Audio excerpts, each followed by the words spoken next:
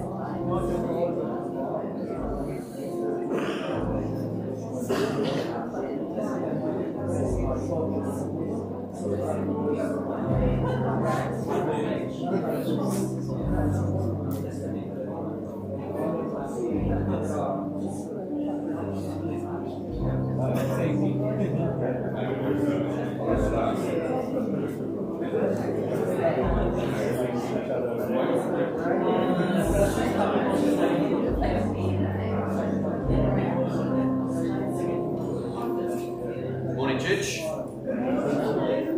Good to be with you this morning.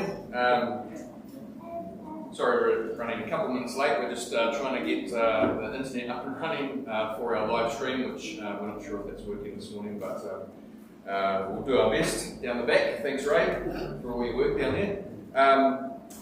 As I was reflecting this morning on a Psalm 73, I was thinking about all the individuals within our church family and what their weeks might have been like this week, and probably had a huge variety.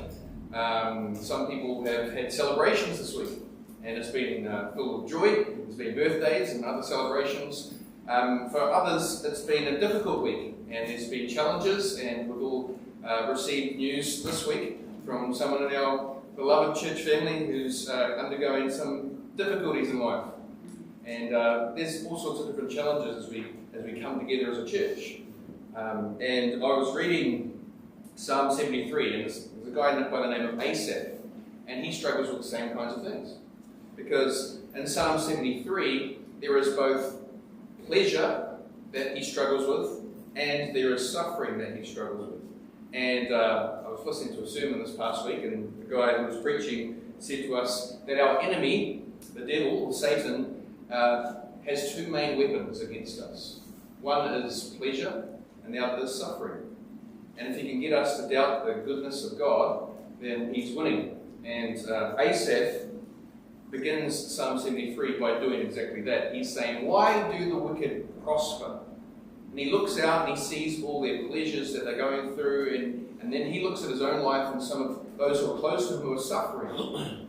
And he struggles with this. And what he comes to is a change of perspective. And so by the end of Psalm 73, I'll just read a couple of verses here. This is what he says.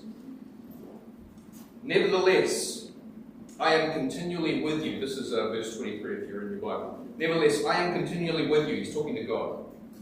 You hold my right hand.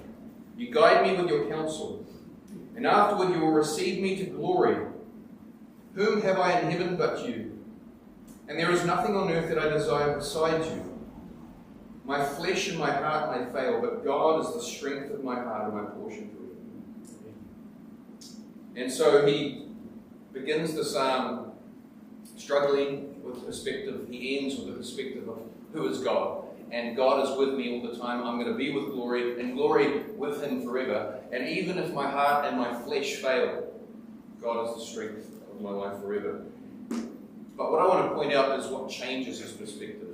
And if you go back to verse 16, this is what he says. But when I thought how to understand this, it seemed to me a wearisome task. Until I went into the sanctuary of God, then I discerned therein.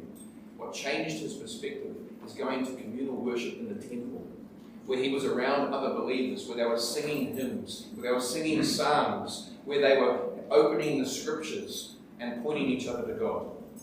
And this is what we've come to do this morning. And so it doesn't matter whether we've had a really good week, a really difficult week, or anything in between. What we need is a change of perspective. And we get that as we gather together, as we hear each other sing the gospel, as we proclaim the gospel through the word of God, and as we take communion later. These are all things that point our perspective to who God is. And that should shift our focus away from the pleasure or from the suffering to who he is and the great joy that we actually have of being part of his family. So, welcome to Manawaru Bible Chapel. It's good to have you here. I pray that this will be true of all of us today. Let me open in prayer. Father, it is good for us to be here, to be in the sanctuary of God, in your presence together this morning. And as we come, we've had different weeks this week, but we